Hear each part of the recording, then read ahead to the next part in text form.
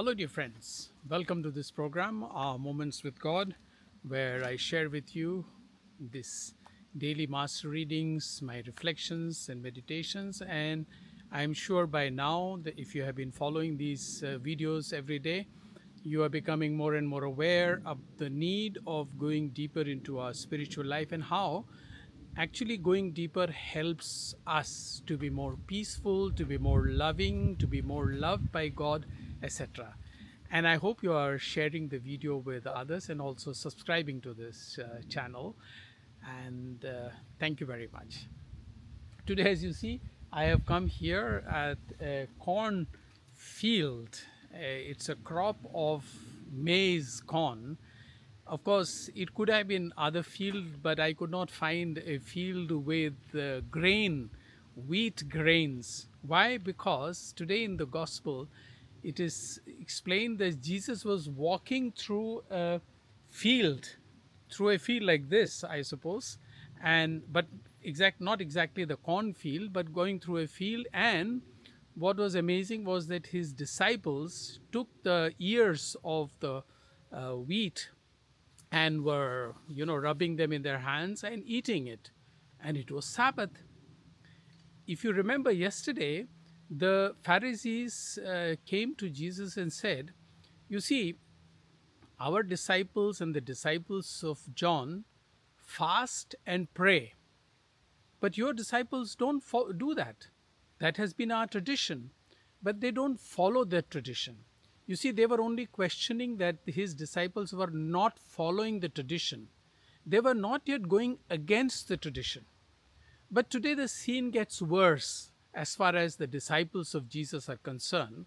It is another matter that Jesus will find an answer, an occasion to explain things further, as I will do just now.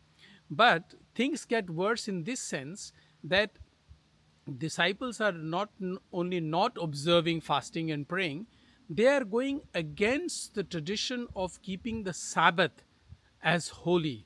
Sabbath day is day of rest. People are not supposed to do anything, including not pluck the ears of the grain, which the disciples of Jesus are doing.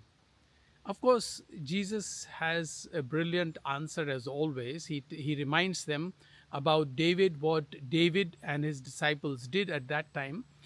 And finally, what he claims is much bigger. He says, "I am the Lord of the Sabbath. I am the Lord of the Sabbath."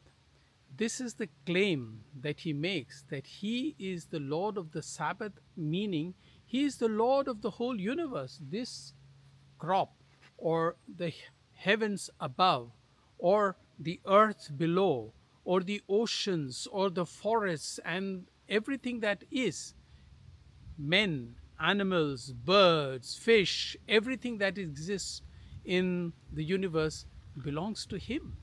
He is the Lord and Master of everything. It is from him everything comes. And that's why it is good to go back to what St. Paul today in the first reading is reminding also his hearers. St. Paul is telling them, what are you boasting about?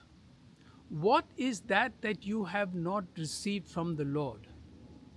Please note once again his words, very precious and very important words.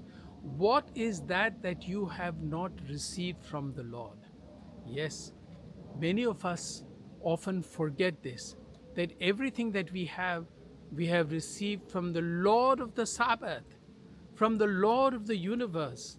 All that we have, that we breathe, that we know, that we can love, that we can serve, except, of course, the negative things.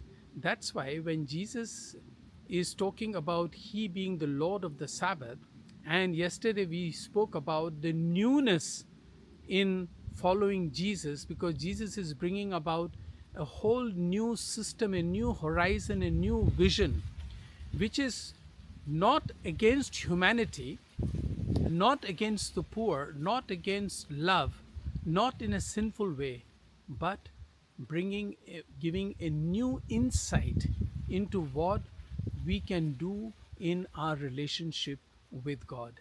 He is the Lord of the Sabbath. Let us accept and acknowledge His Lordship over us, over our lives. As St. Paul says, everything that we have received. And St. Paul says, therefore, why do you boast about things if you have received everything from the Lord? Let us remember that what we are is due to the grace of God. I hope you will share this video and also subscribe to this. I wish you all the very best. Thank you.